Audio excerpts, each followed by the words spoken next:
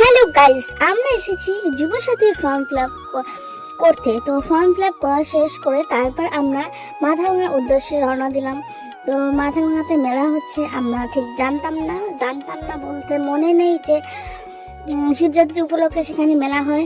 তো তারপরে মেলাতে গেলাম, ওখানে একটু ঘুরে ঘুরে করলাম খাওয়ার দোকানে। তারপরে ওখানে গেলাম খাওয়ার দোকানে গিয়ে তো সেখানে আলু পুরি খেলাম। খাওয়া দাওয়া করে তিনজনে আর একটা বোন হয়, তো প্রায় আমরা চারজনে খেলাম। তারপর একটু ফুল গাছ দেখলাম, দাম করলাম, তো দামে বললো না। তারপর আমরা চলে আসলাম, মেলাতে ঢুকলাম। ঢুকে আর কিছু কেনাকাটি বাকি ছিল, সেগুলো কেনাকাটি করলাম। করে তারপর বোনেরা বাসাতে গেল, আর আমি আমাদের এদিকে গাড়ি ধরে আমি একা একা চলে আসলাম। ওরা ওদের বাড়িতে গেল, আমি আমার বাড়িতে যাচ্ছি। সেখানে ব্লগটা শেষ করলাম। টাটা।